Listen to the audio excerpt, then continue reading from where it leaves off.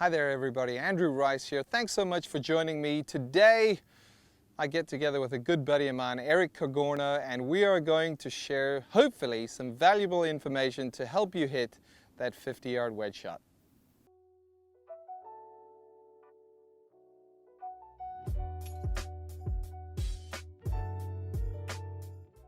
Okay, so let's talk about the 50-yard wedge shot. As I promised, Mr. Andrew Rice to my left.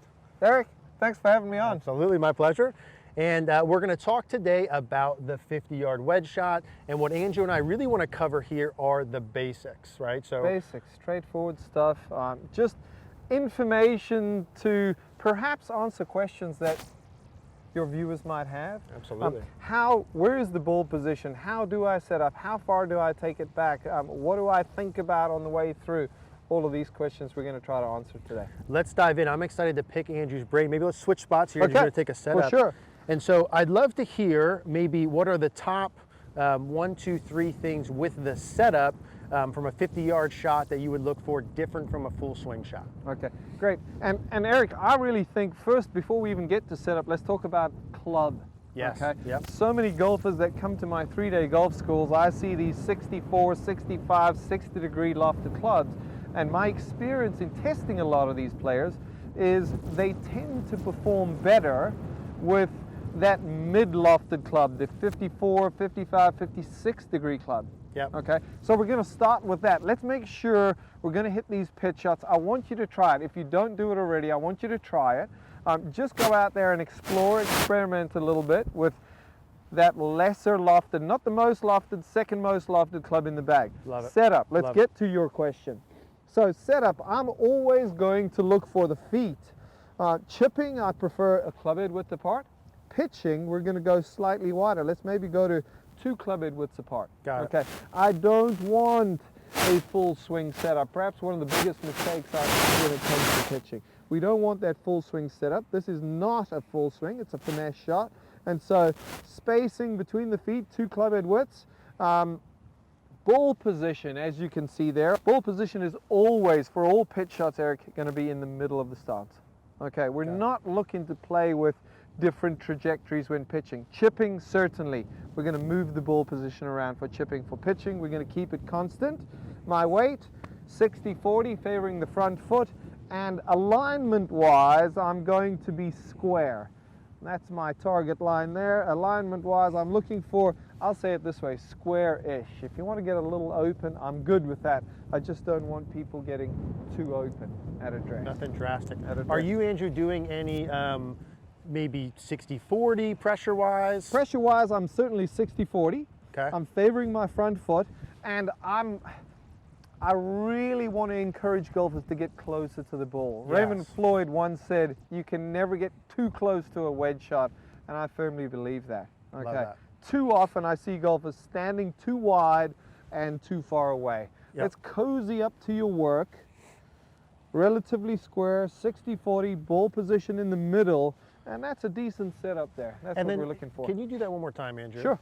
When you take your setup position then, are we keeping the shaft pretty neutral, slight lean towards the target? Because ball position's in the middle. Yep. Okay, keep in mind if the ball position was way back there, I'd have tons of shaft lean. Okay, Yep. so ball position's in the middle, but because I've got that 60-40 favoring the front, I've got just a little hint of shaft lean. Got it. Okay, just a little hint of shaft lean. My club face, square to a nudge open, never closed.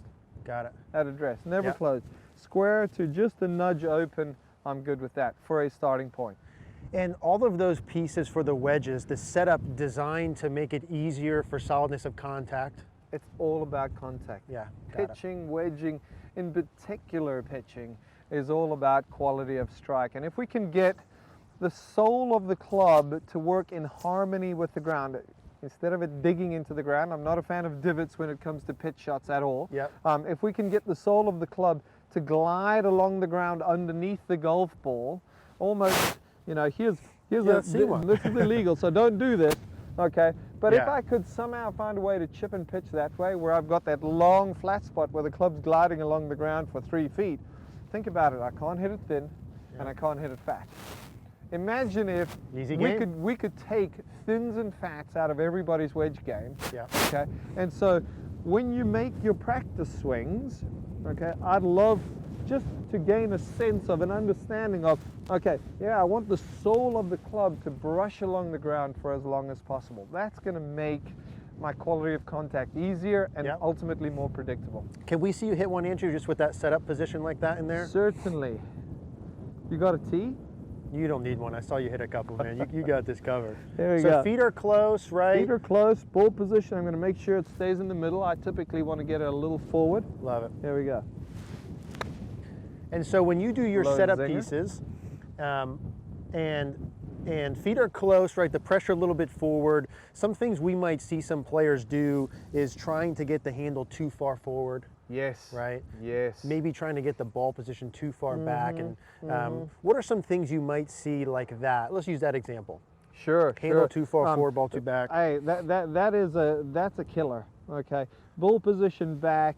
It's this idea of I've got to pinch down on the golf ball. I've got to trap the ball between the club face and the turf. Yeah. That cannot happen. We understand that. That cannot happen. But what happens in that situation is you can hit good shots that way. Just your margin of error gets very skinny. Okay. Yep. And you've got to fit that club onto the back of the ball perfectly. If you're an inch back, it's fat. If you're an inch forward, it's thin and blading over the back of the green. We don't want to make it any harder than we have to. We don't. There, that plane landing on the runway image I think is so good, but now we're taking our plane and really ramming it into the runway. Yep. We've got to be perfect as we pull out. Just makes hitting good shots, consistent shots, more of a challenge than they need to be. I love it. And so the setup position's a good starting point, right? Yeah. But then obviously for us to hit the wedge shot, we've got to make a backswing. We've got to make a backswing. We've got to make a backswing. And I think the big question that people have here, Eric, is no wrists, lots of wrists, how far back, that's a challenge. I think, let's just say this. When I look at good pitchers, for somebody, for example, somebody like Jason Day or Steve Stricker, okay? Not much in the way of wrist action. They're very, very good. Yeah. And then I look at players like Luke Donald or Sergio Garcia. Quite a bit of wrist action, something very different. And so I don't tend to lean towards no wrists or lots of wrists. I think it's somewhere in between. Yep. I don't want people to get excessively wristy. Almost the sense, I think, if you could picture yourself with a medicine ball in your hand and you took your setup and you went back and you just lobbed that medicine ball down the range, that's the sense you want to have. There's not a ton of wrist set there. There's not much in the way of wrist action going on. And it's get the body rotating back and through nicely, particularly we're talking backswing. Get the body rotating without this excessive wrist action. I think that's going to put us in good position to make that crisp, clean downswing. And so during the backswing, Andrew, what about swing plane? Once again, nothing, and this is true for anything with golf, nothing excessive. Yep. Okay, nothing excessive. We don't want the club going out a long way. We certainly don't want the club head getting in or under the plane, whatever that plane might be. I think we've all got an idea. Yep. But we don't want either one. If we can stay relatively on plane, relatively neutral, I'll call it, on the way back and through, that's going to make our life on the downswing, the all-important downswing, that much simpler.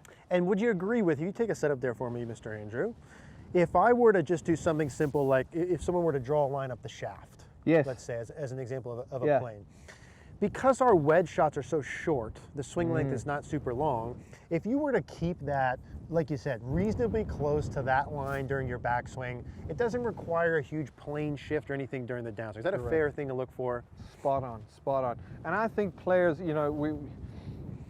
I haven't really looked into Matthew Wolff's stats when it comes to pitching, okay, like 75 yards and in. But I think that's a shot that might be a challenge for him. His downswing is fabulous in the full swing. Okay, it's exactly where it needs to be in the full swing. It's awesome. He's a great young player. I love that he's coming on the scene. Absolutely. But I do think, a 30, 40, 50 yard shot, when you start your swing going that way, you really don't have time to reroute it. Right. And that's why in the pitching game, it's so important to stay relatively neutral on the way back, because it makes our job in the downswing simpler. And something you say in a lot of your videos that I love too is I'm not going to get the words right, but it's almost forget the anomalies. Even if he could get it back with the wedges, 98% of people that would be difficult for. Could we see you do one more just for the backswing pieces there like that? Am I going to hit this one? Let's do a good contact here. Okay, I'm going to try. try. Contact. Yeah, love it. And so set up pieces to make it easier. I think that's clear and simple. Backswing, find a middle ground with the hinge. Let's keep the plane neutral. Now, as someone's making a backswing with the 50-yard wedge shot, with the body motions, we're more or less looking for stay centered, not a huge weight shift. Not a huge weight shift. If anything, the BB on the top of my hat is going to counterbalance just a little bit, and it may shift towards the target. That's something I see some of the best wedgers in the world do, whether they're chipping or pitching. Is just that little counterbalance toward the target, nothing excessive once again. Just that way, that gets us in position for the all-important downswing. So we have to make a downswing as well, right? We have to hit the ball. And so let's assume we have a reasonable setup. Let's assume our backswing pieces are in place. What are maybe the top 1 or 2, 3 things to look for into the follow-through, downswing follow-through? And Eric, I love saying this to my students is, golf is difficult. We all know this. Let's do what we can to make it easier. Okay, and how can we make it easier? That little demonstration of scraping the club along the ground. How can I swing in a fashion that's going to essentially cause the sole of my club to just skim along the ground beautifully underneath the golf ball and make it easier for me to get that predictable hit? Well, here's what I'm going to look for in the downswing. I don't want my head staying down. As my club head from the top of the backswing, as my club head starts down, I want to sense that I want to actually start to raise up and see if I can get taller through the hit. Why? Because as human beings, we have this uncanny ability to be able to adapt and gauge the depth. And people who go down actually get pretty good at going that way with their arms. Well, that's a challenge. That's making it more difficult. And so if I can get a little taller, I incentivize my arms to get longer. And now they can skim along the ground and I can be more predictable. Can I get you to do one more? Let's try it. Let's see one more. Okay, so my primary thought here, and anytime I'm demonstrating wedge shots for people, and this might sound crazy, and that's the reason why I'm going to say it, is pull up, pull up, pull up, pull up as hard as you can, Andrew. And that's what I'm thinking. Okay. I've got my arms nice and soft. They're not tight or tense, but I'm going to feel pull up there. Yeah, it's beautiful. Okay, and that was a nice strike. So if I'm a golfer and I come in and I say, that sounds good, but my grandfather's been telling me for 15 years that I need to stay down. If I pull up, I'm going to hit a top shot.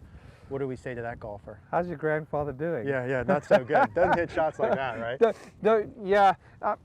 Here's the thing. I think the golf instruction industry is that much better positioned with technology, with video even, but going beyond that, 3D measuring, we're able to see why people are good and why people are not good, far better than we used to be able to determine 20, 30 years ago. Okay, and so we've got the information. Guys like you and I, it's our job to have this information, to know it. We don't necessarily have to share it with every single person that comes to work with us, but we need to be able to understand it. And we can understand that, you know, the best in the world, they don't stay down. The best in the world don't do this with their arms. And so how can we share a message, a simple, actionable message with our students that allows them to hit better shots and ultimately have more fun? I love it. I think the proof is in the pudding with anything. I think for you guys watching, if you go and watch good wedge players, doesn't matter if it's a tour player, your buddy down the street, people who are good at wedges are more or less going to do the things we're talking about here. There's evidence in watching them perform it. For sure. And so, guys, this is the 50-yard basic shot. I think those are some really good things for people to look for to start out with. Now, Andrew is, as I mentioned before, an expert on the wedges, and so a couple of things you can do with, if you want to learn more from Andrew, we do have golf schools, right? We have golf schools through March. Yep. March, April, May, Yep. and October, November.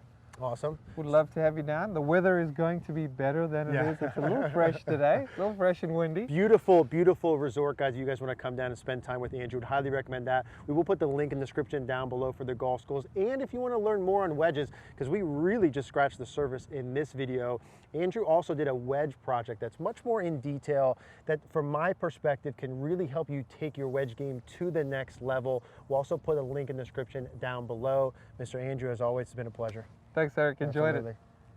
Thanks so much for watching. I really do appreciate it. If you like this video, please give it a like. More than that, I'd love to see you on as a subscriber. If you loved Eric's information, and trust me, if you check his information out, you will love what he has to say and the manner that he presents his information, give him a subscribe as well. Thank you so much for your support. If you've got a friend who you know can benefit from this information, and I know you do, please feel free to share it. Thanks for watching.